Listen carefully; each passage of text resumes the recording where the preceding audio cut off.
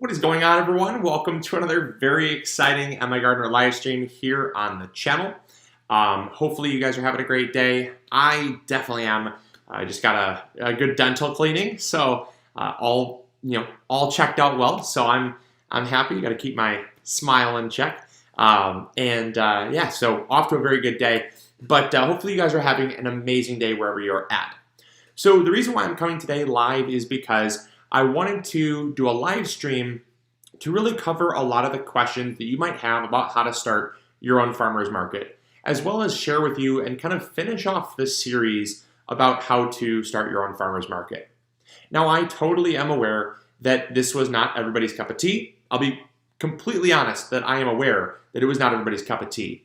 I could tell based on the average viewership of the past two videos that were beyond dismal.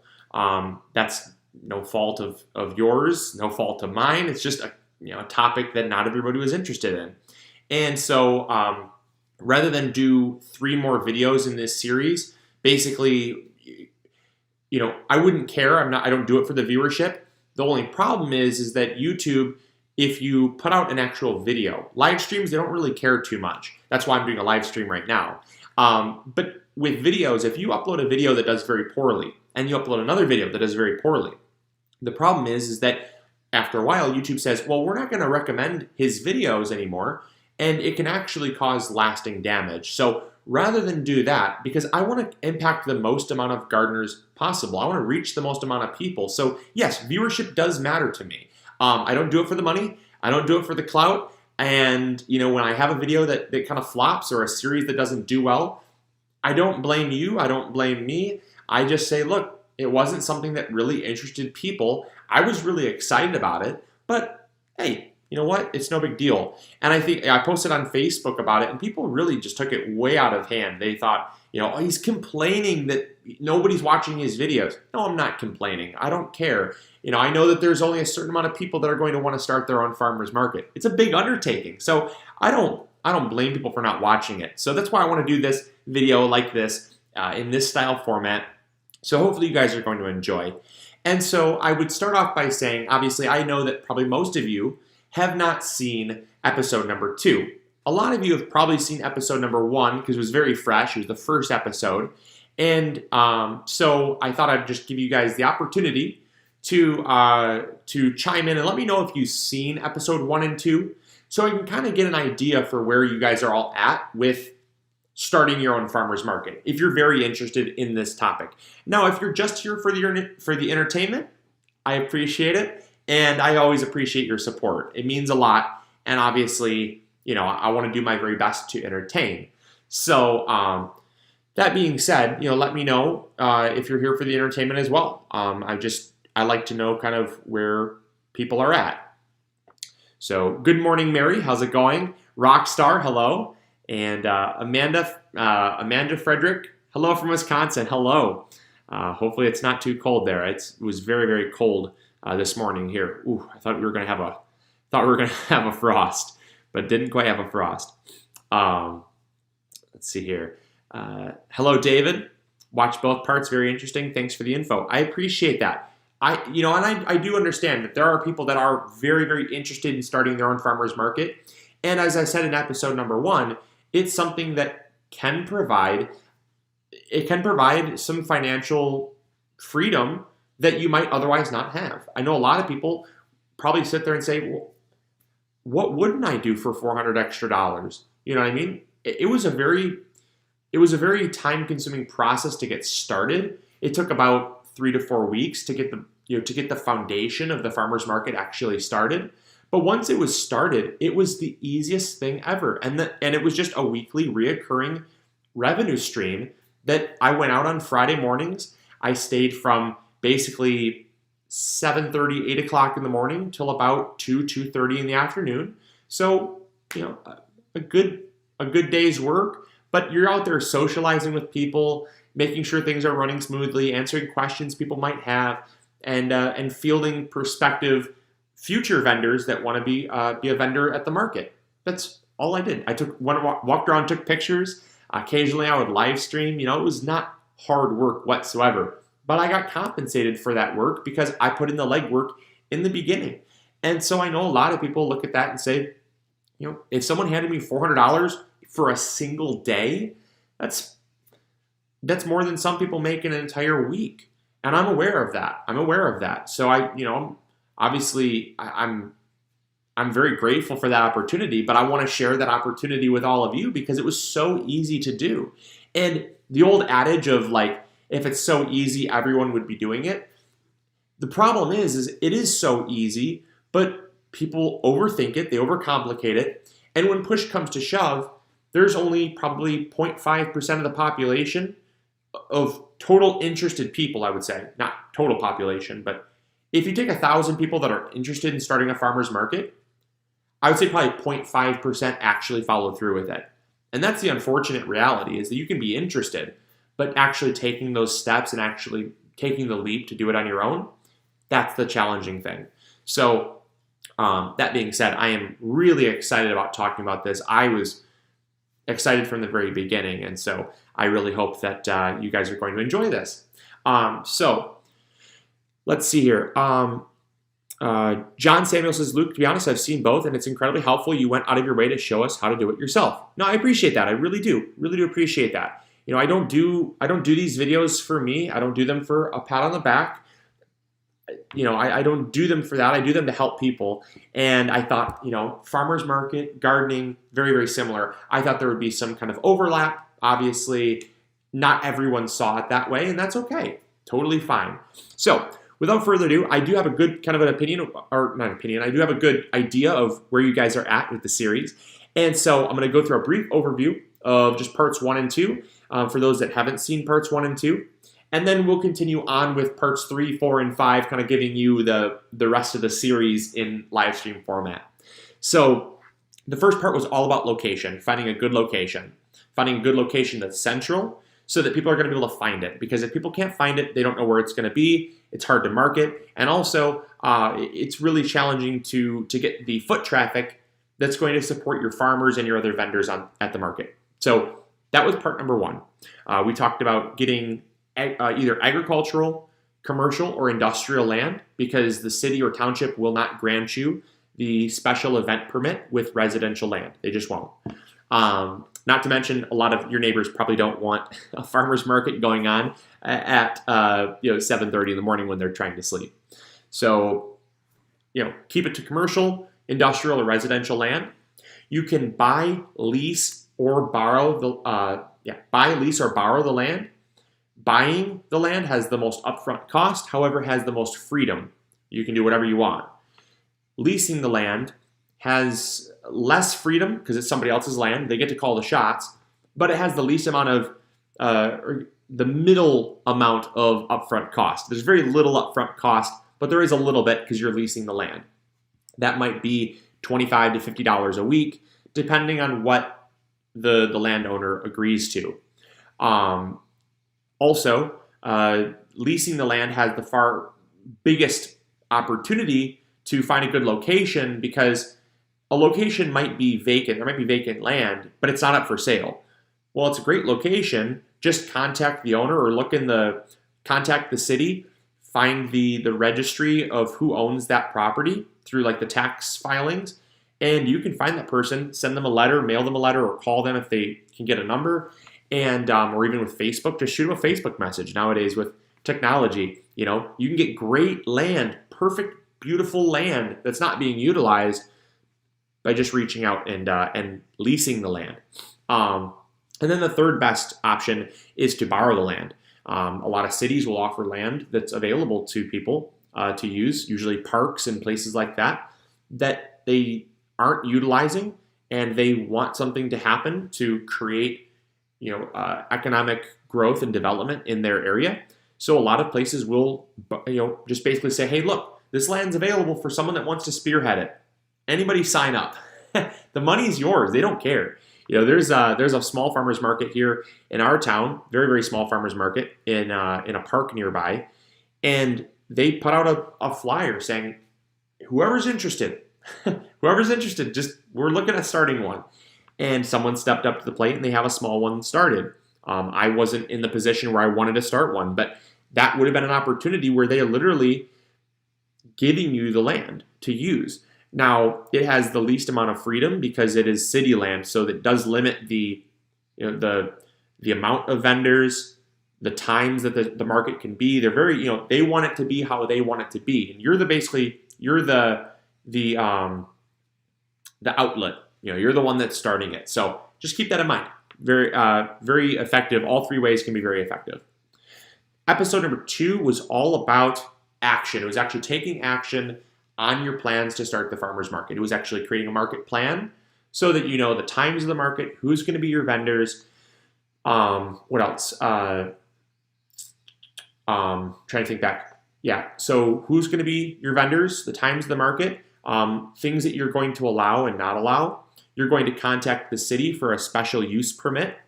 We actually walk you through how to fill out a special use permit.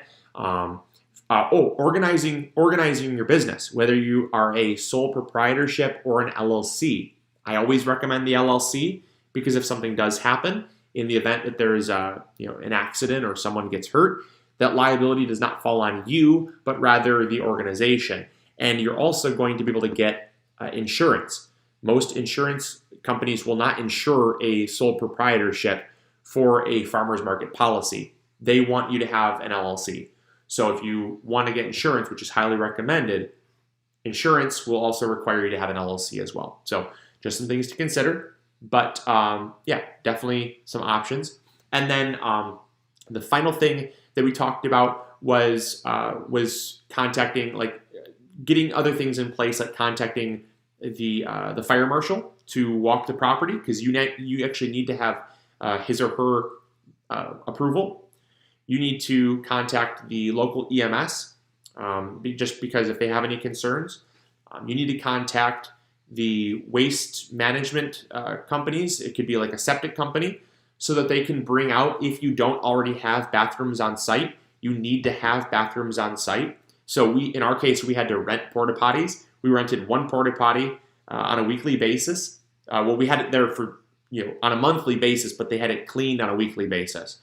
And so we had to pay for that. That was a little bit of an extra cost, but it was required in order to have the event. And then we also had to contact the city to stand in front of the city council or the governing board, I guess, just the board of trustees, I think is what it was. But it's for the township. And basically they approve or deny the special use permit for the event. You also need to create a rule book. Forgot about that. You need to create a rule book for all your vendors so that they know the rules to follow. But that being said, that is episode 1 and 2 in a nutshell. And so if you haven't seen them or you're very interested in learning more, they go into way more detail in both those videos. So now it comes to, I want to first address some questions that have come through here. And then I'll talk about what episode number 3 was going to be, which was the kind of the initiation, or like the marketing phase, the getting the ball rolling phase, action phase number 2. Let's see here. Gary, you need to move out of California. I live in North Idaho. I live in North Idaho. Okay. Yeah. No. Yeah. It's California is tricky. I can't follow that thread, but California is a little tricky. They're very accepting of doing like farmers markets and stuff. However, land is, if you're like in like LA, it's nearly impossible. You have to go somewhere more rural. So it's not like you can just start a farmer's market as easily in the city. Where we're at, we're in the city, but we're enough of like a suburb almost that there's plenty of land around. It's not like all skyscrapers and high-rise buildings. So yeah, if you're in like the inner cities of California or even like New York, Chicago, Detroit, there's lots of places that are urbanized that are going to be more challenging to start a farmer's market. Let's see here. Any tips for having a small table in your own yard to sell starts or veggies? Scully, we actually have a video all about this on our channel titled The Pros and Cons of having a farmer's market versus produce stand. I'd recommend going and checking it out. It was like 4 years ago, 5 years ago. It's fairly old, but I stand behind the information. The information is just as accurate as it would be today. So because I'm short on time, I can't really go into detail about it, but that gives you tons of tips and tons of things to look out for and consider when you're looking at having a small table in your front yard. I know lots of people do it. I see it all the time, and in fact, I did it growing up. I was known as the tomato man because I had a big table of tomatoes out for sale when I was still in high school, actually. And you can actually go back and see those videos. That's the cool thing about YouTube is the videos don't ever get taken down, and so you can see, as long as I don't take them down, which I never do, you can go back and check out the old videos. Yeah. Okay. Yeah. So there are a lot of people actually asking for side yard market stands. So I'll touch on it a little bit, very briefly. So if you're going to have a front yard stand, this is, I guess, probably the next best option to starting your own farmer's market. It does provide you a form of kind of passive income. You can set a stand out with produce. The only things that you would need to make sure of is that you have good traffic flow.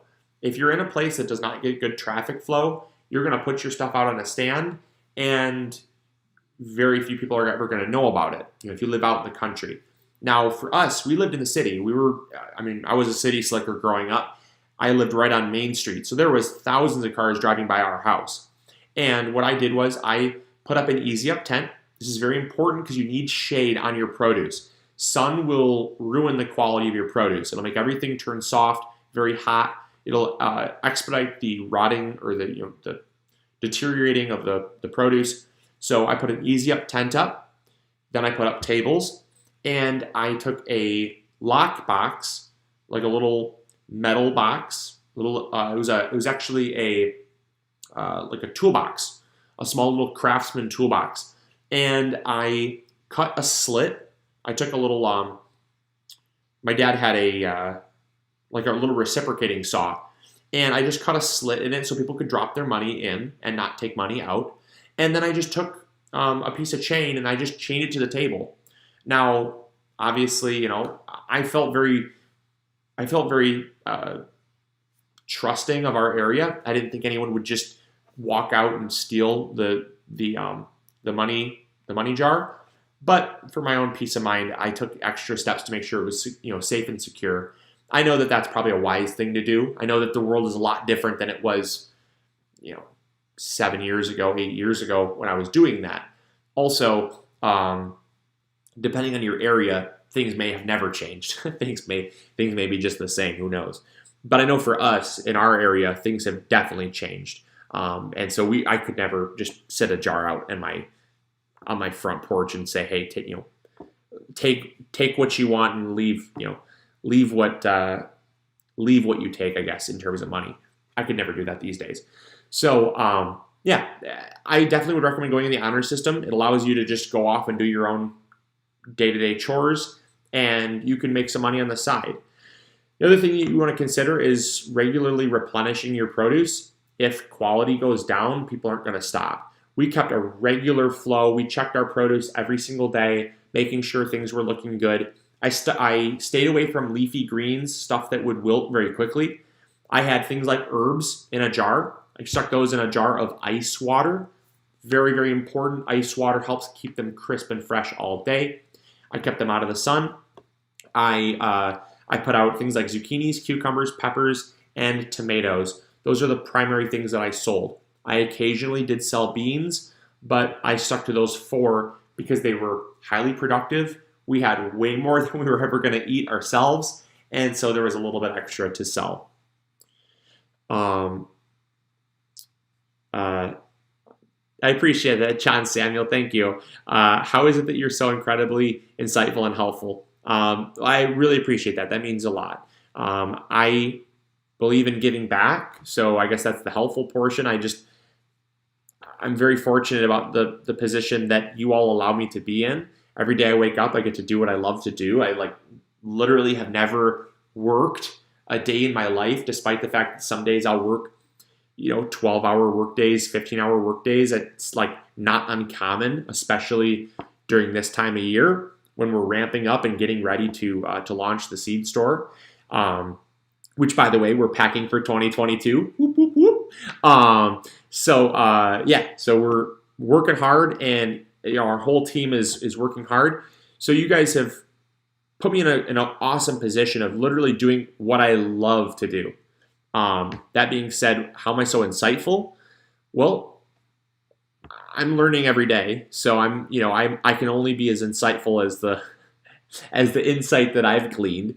But so much of what I know I've learned from either other people, their life experiences, and putting yourself out there, going out of your comfort zone is probably one of the best ways to gain insight. If you stay in your little shell and it's your comfort zone, you're always going to be safe, but you won't ever be able to grow. There's an old saying that someone said to me. It said, I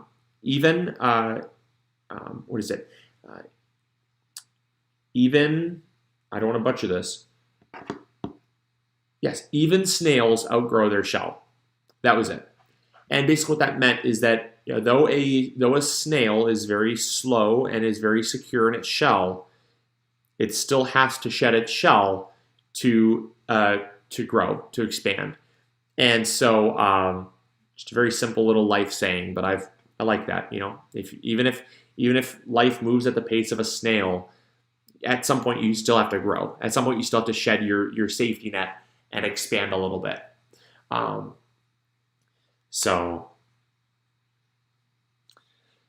right. So let's move on to episode number 2 or episode number 3. We're almost at the half-hour mark here. So episode number 3 is all about marketing. How do we get our word out about marketing our market? So advertising our farmers market. We used a couple different ways to advertise. One, we contacted our local newspaper. We put out a newspaper publication basically telling people where we were, the times that we were going to have the market, and some things that they could look forward to. That was one way. That reached a ton of people. We put up a banner. We actually got a really inexpensive banner. You can find super cheap banners online. There's lots of companies that do them. There's like companies that do them in 48, 24 hours, like rush banners, and I can't remember who we went with, but we had a banner made up in like 3 days or less. And basically that was just a big 4-foot by 6-foot banner that had the times of the market, the address, and then the name of the market. And then we also did road signs, like those little yard signs that people use for, like, contractors will use them, like Average Joe's Painting Company. They'll put them out inside the yard so people know, like, oh, that's a good painting company to call. So we actually used yard signs. We put up about 10 yard signs along the road that said things like farmers market, handcrafts, baked goods. We also put the name of the market on a few of them. So that way people knew, they as they drove by, they see these things and they're like, it catches their attention. We also advertised via social media. So this was a really powerful marketing tactic, which was joining local groups in our area. So our area is like the thumb of Michigan, right? So I would join that. I would join the St. Clair County, that's our county. We're part of St. Clair County. I would join St. Clair County. I would join the location is actually in Kimball Township. So I would join Kimball Township's Facebook groups. There's groups for everything. And this is probably not news to you. But I joined all these groups. And then I also joined local gardening and farming groups as well. Like niches, they're niches in a bigger bubble. So they're local, but they're also a local niche. And we advertised to all of them. We basically said, hey, here's our market, here's our times. If anyone wants to be a vendor, here you go. But anyone that wants to support our vendors, check it out. So that was awesome. And then the final way that we marketed was, two other ways. We encouraged word of mouth advertising. So we said people that had a really good experience, we created a social media page for the market. And we posted on social media, but we also said like, hey, if you had a really good market experience, share our market with a friend. And that allowed them, because we had a Facebook page set up, it gave us kind of more of an identity in the community, and people could share our page with their friends. And we would get hundreds, I was going to say dozens, but we would get hundreds of people every week saying, hey, Margie, check this out, and I don't know why I picked Margie. There's probably a Margie that I saw in there. Or like, hey, Angie, I heard you wanted to buy some fresh tomatoes. Check this out. It's just down the road. So you get this word of mouth that would really be such a pivotal thing for marketing your farmer's market. And then also, we told our vendors, hey, tell your friends on social media, here's where you're at. If you can market and I can market, we can reach so many more people. So encouraging them to kind of spread the word as well was very, very helpful.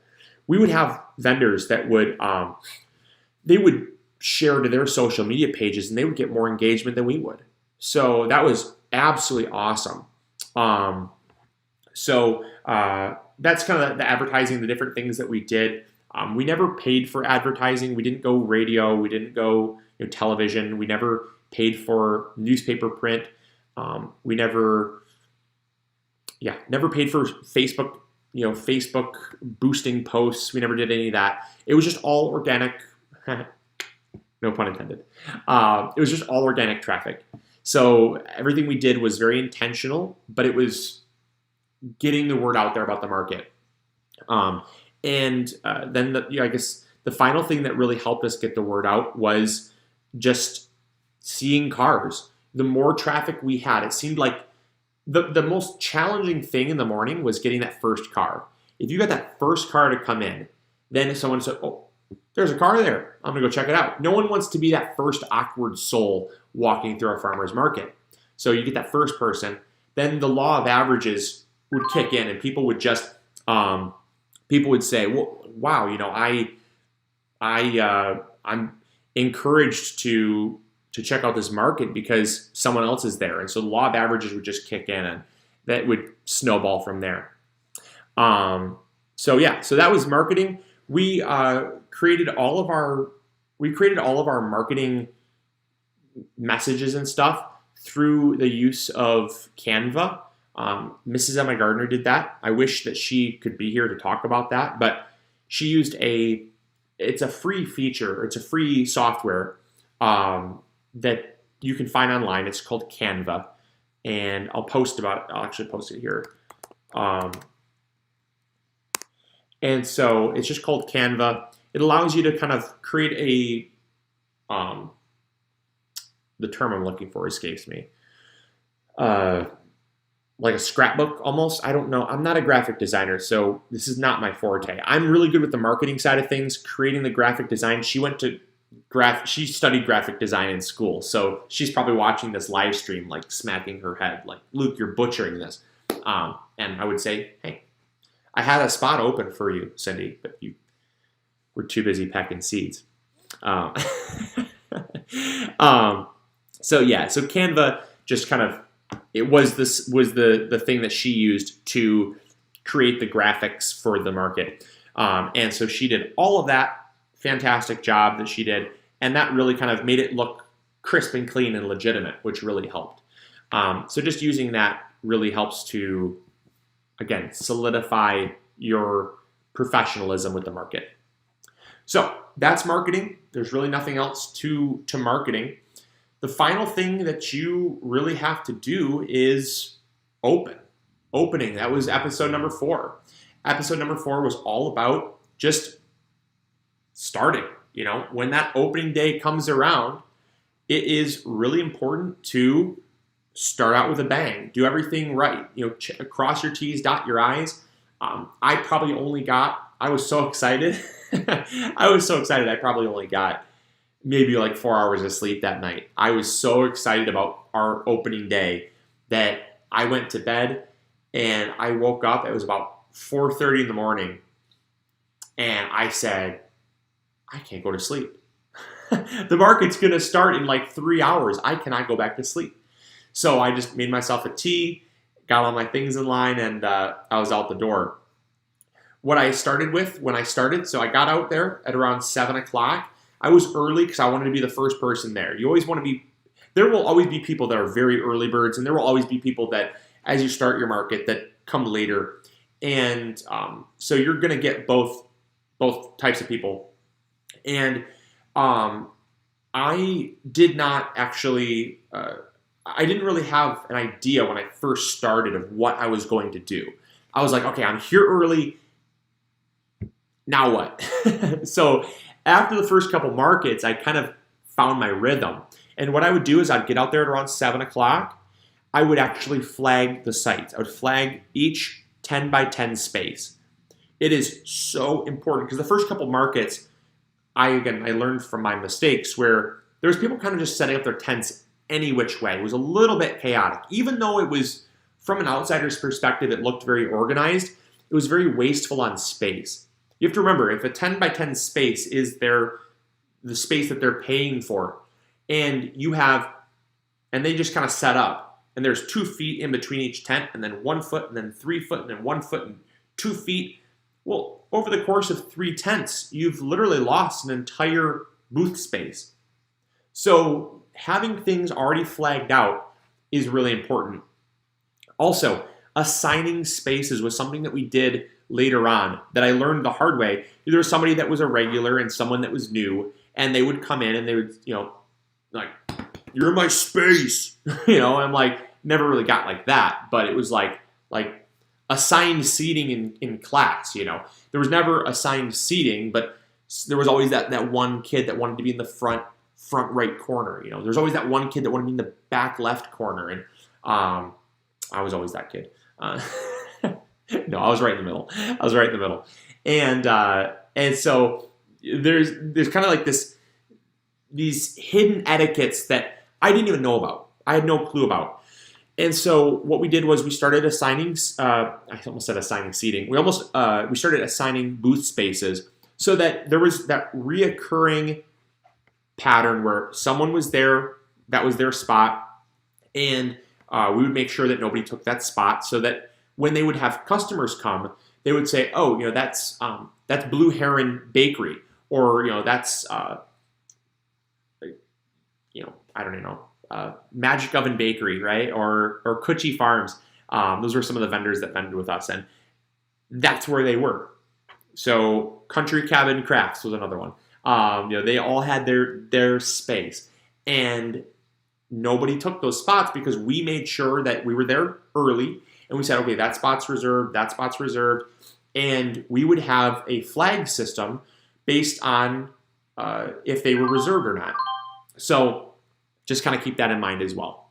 Now with what else? Now with what am I trying to say? With the flags were 10 by 10, despite the fact some people brought 8 by 8 tents. You didn't always have the tents exactly where they should be, but some people brought an 8 by 8 tent, some people brought a 10 by 10 tent, and other people brought like just a table, just a card table, and that was fine. As long as they were within that 10 by 10 space, we were fine. How much did we charge for the 10 by 10 spaces? We charged, it was basically so farmers were $10. Anyone other than a farmer was charged, they were charged the $20. So in the video, I talked about how we had both farmers and handcrafters. The thing that you'll learn when you start your market is that farmers have very low margins. They have a lot of work that goes into creating what they offer when they bring to market. And so if you offer a vendor fee for $20 to a farmer, they might be there all day to recoup that. And that's really discouraging for them to put all that work in. Now, if you're someone like a soap crafter or a woodworker, and it actually is really fair. It's a really fair price. $10 for farmers, $20 for other vendors was really fair. And that's because we wanted it to be a win-win situation for everybody. But with with that in mind, I didn't want to set people up for disappointment. And so with people doing like woodworking and stuff, there's work that goes into it. But you might be able to sell a bowl for $40 to $60, or you might be able to sell like a wooden sign for $30. Well, if you only sell one sign, it's so easy to sell one sign. If you have a nice personality, a smile, and your stuff looks good and your prices are fair, you're going to sell one sign. And so one sign for $30, you've already covered your $20 booth fee. You've only been there for 20 minutes, 30 minutes, and now you're in the green. You're already profitable for the day. Whereas a farmer, you have to sell 20 tomatoes, right, at $1 a piece to cover that $20 booth fee. And so that's why I bumped it down to $10, because it was really easy for our farmers to sell $10 in produce. And as I said in the very beginning, it was not uncommon for us to, it was definitely not uncommon whatsoever for us to have a farmer that brings in $600 to $1,000 a day. It was not uncommon for some of our handcrafters, some of our woodworkers to bring in, say, $700 to $1,000 a day was kind of their average. It was incredible. It was really incredible. I mean, I was blown away, and I never charged them more. I never said, hey, you're rolling the dough, give me some of it. That wasn't why I started the market. I started the market to create connections in our community, and so for me, that was something that I was really proud of. Question: does your farmers market limit how many types of vendors are there? No, we did set some limits. We set some limits, but we did not limit how many people. So, like, if there would have been like 4 produce farmers, the nature of the farmers market kind of has a way of thinning the crowd. The demand of the market kind of geared how many people could be sustained doing the same thing. We had like 2 people that did woodworking. We had 2 people that did like knitting or like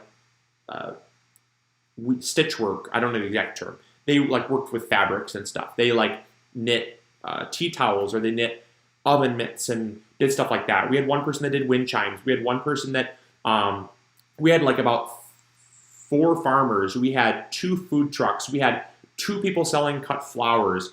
We had 1 person selling handmade jewelry. There's so many vendors I could go on. We had 1 baker. Wish there would have been more. Oh, so devastated. There was only 1 baker. They would sell out all the time. And so there was not enough. I wish that another baker would have came along, but that's a prime example. If we would have had like 6 bakers, there might have been too many people, or there might have been too many bakers and not enough people to buy all the baked goods. So we kind of let it regulate itself. Now, we did in our rule book specify what could and could not be sold. So for instance, with like MLMs, we talked about multi-level marketing. I have lots of friends that have MLM businesses, and that's the way they make their money. That's totally fine. But in a farmer's market, they're frowned upon because it's not theirs. It's somebody else's. It might be skincare or whatever, pots and pans and whatnot. You're selling somebody else's goods. And so it's not a true farmer's market and handcrafters market. When we actually created our rule book, we vetted our applicants to make sure that they were following those requests. And so that worked really well. It worked really well doing that.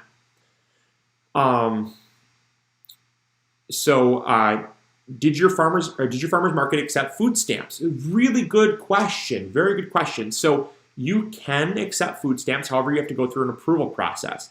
The approval process means that you have to accept certain types of payment. So for us, we have it's called the bridge card, I believe. And the bridge card is basically like, it's kind of like food stamps in a way, or like a food card. I don't know all the details, but I do know that there are people that have what's called a bridge card, and you can accept it in the state of Michigan at a farmer's market. However, you have to go through a process, and all of your vendors have to accept those forms of payment. So it was a little bit too much for us to get set up our first year. Now, next year, I'm definitely going to look into that. I know that other farmers markets, just from personal experience, other farmers markets use a token. And if you have a bridge card, you can you can use your bridge card to buy the tokens. And then every farmer basically, or every vendor can accept the tokens as cash. At the end of the day, they redeem the tokens for money. And then you contact the state, you contact, I don't exactly know which organizational body, but you contact them saying, all right, this is how many tokens I sold. I would like to claim, I'd like to claim cash, because you're prepaying the farmers. You're buying the tokens back from them, right? So you're in the red, but then you contact the state and say, I sold this many, please reimburse me. They do. So then you're back at a net zero. They've gained because of the sales. That's how it works for most markets. Let's see. Did you allow any vendors to use credit cards? Absolutely. We never set out rules to like what people could and couldn't accept. So we had lots of vendors that had the little square payment. We had lots of vendors that they accepted like cash, check, money order. There's people that accepted Venmo, PayPal, so many different options for payment. So yeah, so I mean, by all means, we did not set any specific as to what people could and could not accept in terms of forms of payment. So yeah, I think that's a lot of the questions. I think there's a couple decent amount of questions. There's a couple decent amount of questions that are they're conversations people are having amongst each other. If you have a really pressing question, please put it in all caps. It's so much easier for me to be able to tell. And also QR codes. Yeah, so thank you, Mary. Absolutely. Yeah, we had 2 vendors that used a QR code that went to their Venmo. And so they just QR coded the Venmo and paid. Now, I might be aging myself when I say this. I am a dad, so I guess it kind of is okay. I've never used Venmo. I don't know what it entails. I do know that a lot of people use it. It's definitely an up-and-coming payment method, but I don't exactly know. What people use in terms of their payment options. So I think it's pretty popular for people to use. Northern Survival, what days do you recommend people be open? So our market was every Friday, rain or shine, didn't matter. We did offer a rainy day discount. I was pretty happy with that. So the rainy day discount was basically a way of saying to our vendors, all right, so we're kind of all in this mess together. We understand that traffic will be a little slower today. So it was just, as long as you guys helped cover the cost of the insurance and the porta potty and things like that, I'm totally fine taking a net zero day, as long as they feel confident in coming back. When you invest in your vendors like that, it gains respect, and they really did like that. So we offered 50% off all vendor fees on rainy days because they did have an effect on people. Let's see here. One market we were involved in didn't charge the vendors. You would think that would encourage more vendors to come, but sadly, it was just the opposite. No one showed, and that is very unfortunate. As a vendor, I would say that happens more often than not. Sadly, when you put your faith in being a vendor at someone else's market, you don't always know if they're going to put the same level of care in as you would, the same level of marketing, the same level of, it could be anything, same level of marketing, same level of, organization, doesn't matter. They don't always have the same care, and they didn't charge you anything, so you weren't at a loss, but you were at a loss for your time. And that opportunity cost that you had didn't make sense to sit there all day and not sell anything. So it goes both ways. There's definitely a really good location. There's a good location to have a farmer's market. And a good location is one that is central, it is easy to find, and in a populated area. It has to be populated. If it's not populated, you're not going to have anybody stop, and that's the sad thing. Homestead blessings, real quick. I didn't want to address this. Waiting for the seed party in November. So we are not going to have the launch party in November this year.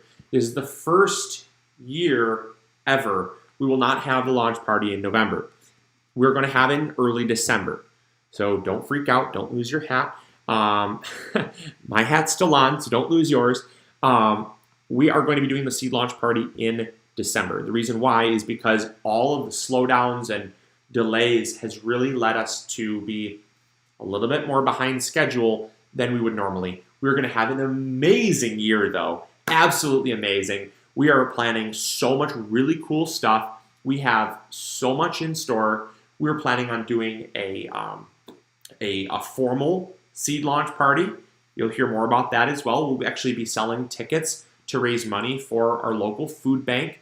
We're going to be selling tickets to a formal event, like a black tie event.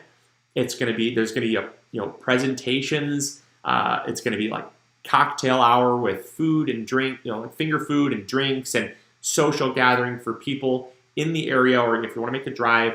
That'll be happening sometime in December, as we know when we're going to launch.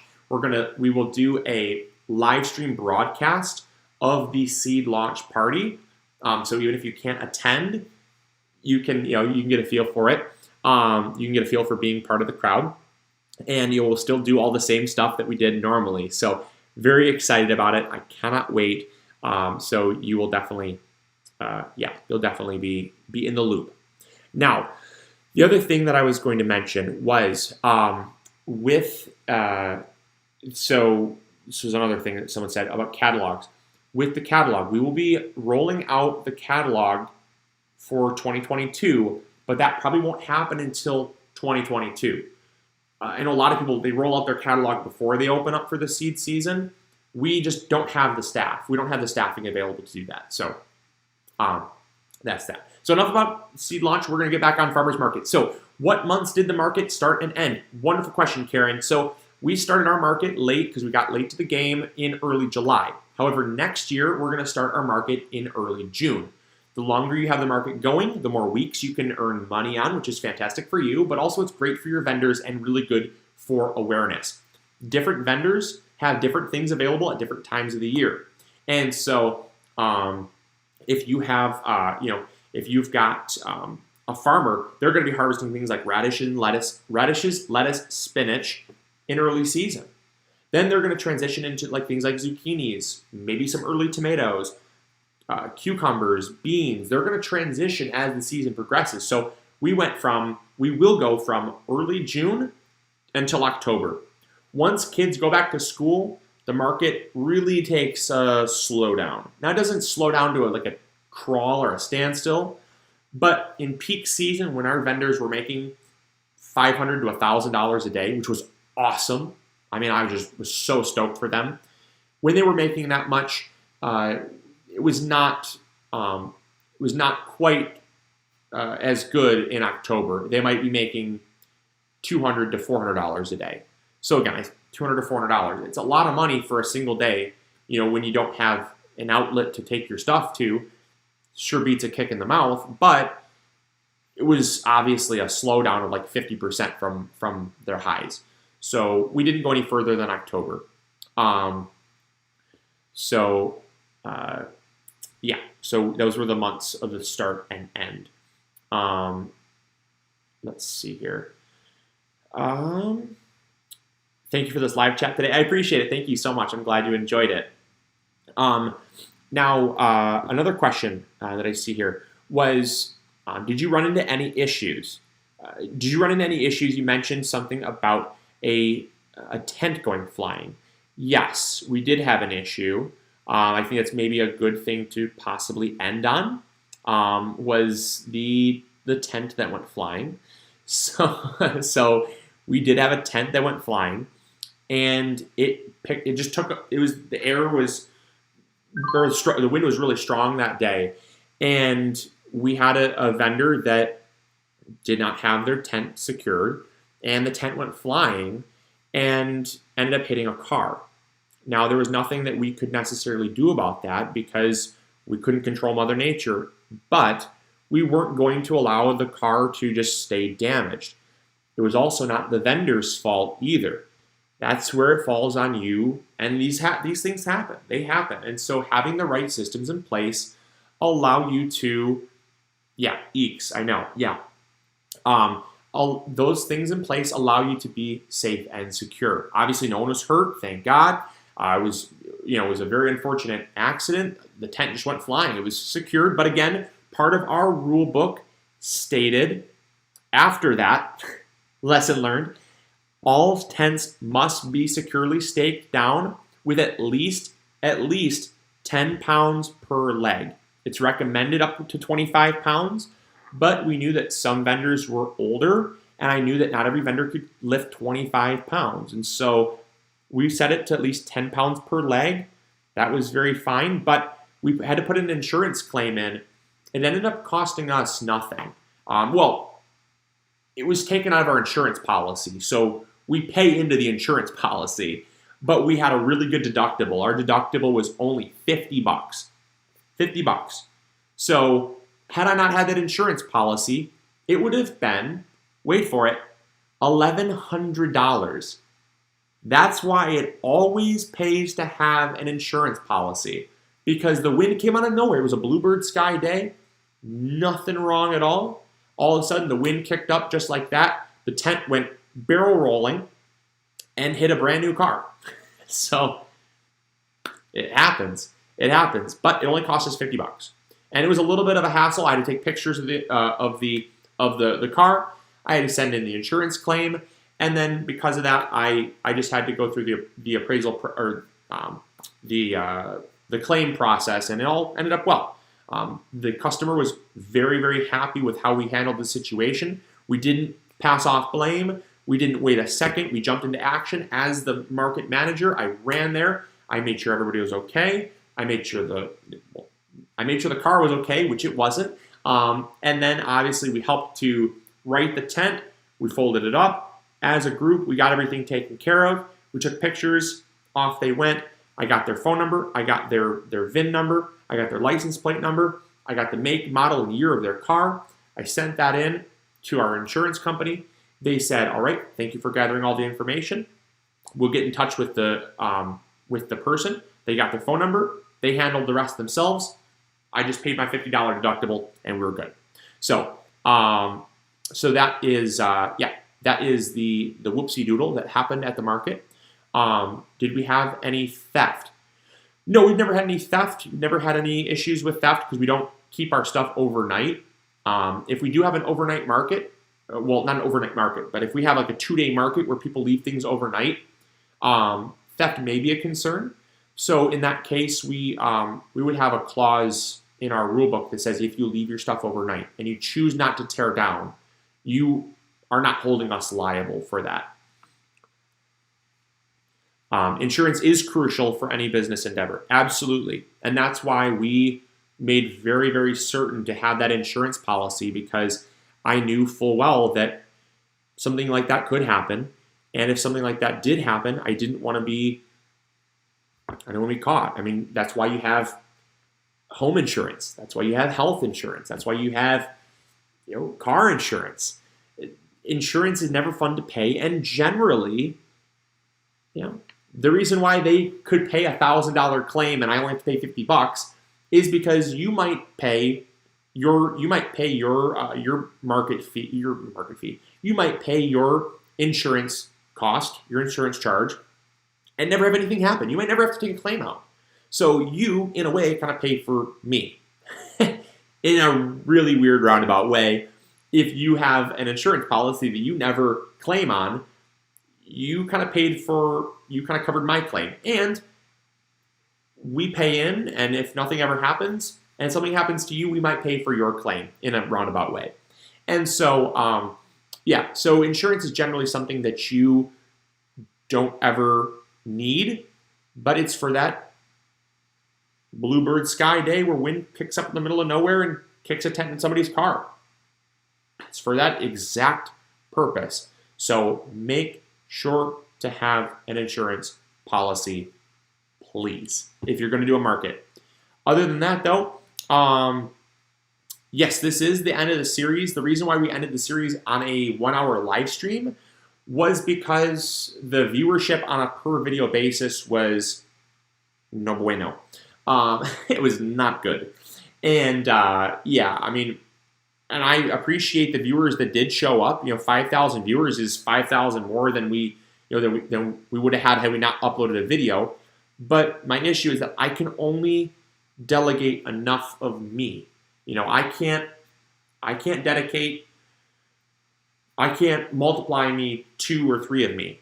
So if I'm going to spend time to put out a video and that video doesn't do well, I could have taken the time to put out a video that would have done better, that would have been more interesting. So after this live stream, I'm going out into the garden and I'm going to be talking about gardening stuff in the garden with my hands in the dirt. So for those of you that like that type of content, you're going to get it. And you're going to learn lots just like you would normally. Plus, you get this video. So it's a win-win all around. Amanda Frederick, I don't understand how it wasn't the vendor's fault. Well, it wasn't the vendor's fault. There is something in the insurance agency is known as kind of it's called act of God. It's just there's nothing that you could have done to prevent it in that moment. There is stuff we could have done to prevent it, which was staking down the tent, but that's an afterthought. That's already happened. And so everything that was in our place, or everything that was in place for a reason, and we couldn't have been at fault for that. Neither could they. Jess, would that be considered business insurance? No, it was just considered a general liability policy. We go over in depth in episode number 2. If you go back, it's actually on our channel as a video. It's 30 minutes long, so forgive me. It might have been a little bit too long of a video, but we did talk about the type of insurance policy. We went with our local broker. Go with your local broker. You will thank me later. It's going to save you a ton of money going with your local broker. If you go with a nationwide brand, you're going to spend a lot more money, a lot more than if you just went with a local broker. So stick with a local broker. You're going to thank me later. Also, they know the area, so they're going to be way more likely to be able to give you the best rate. Whereas a national brand, you're just a number. They don't know the area, they don't know the demographics, they don't know anything. We went with a general liability policy that covers anything from tripping, falling, tents going flying, car getting fender bendered from another car. It is unfortunate, but if it happens on your property, you are the one held liable, always. And I hate to say that. Hopefully that doesn't discourage people from starting a farmer's market. Like I said, it's one of the most rewarding experiences. Literally, people love you. You're like a hero to them because so many towns don't have farmers markets, and yet you are the one that starts the market. You're the one that initiates getting the ball rolling, and people love it. They're starving. All around the world, people are starving for more access to fresh and locally grown food. Now more than ever. Knowing where your food comes from, knowing your farmer, getting in touch with them, supporting local small businesses, that is, that's what people want right now. And so if you get that started, you're a hero. And they don't mind that you're making $400 in a single day. Again, that's your payment for showing up for every market, showing up for the whole day and staying there and making sure that things stay in line. They're paying for that. They're paying for the land. They're paying for the marketing that you put out for them. It's a win for them. They're paying you, and they don't mind paying you because if it's a win for them, they don't care how much of a win it is for you. So just keep that in mind. As long as you don't show up with like a Rolls Royce and you're charging them $400 for a spot, they're not going to care. They will not care. So they're going to be happy. So, Kat, just the info on how and why to get insurance is such a great PSA. Thank you. I love to hear that. that is so rewarding for me to hear because, you know, I want to say I got lucky. I did not know what I was doing when I first got started. So much of it was like a lot of preparation, but even the preparation, I learned a lot in my experiences. So through this whole series, episode 1, episode 2, and this live stream, a lot of what I've talked about has been learning experiences along the way.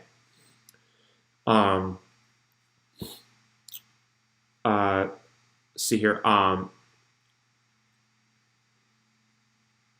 Oh, yeah, so I apologize for those that didn't know that this was the cutoff for the series. Yeah, there was never an intention on disappointing people.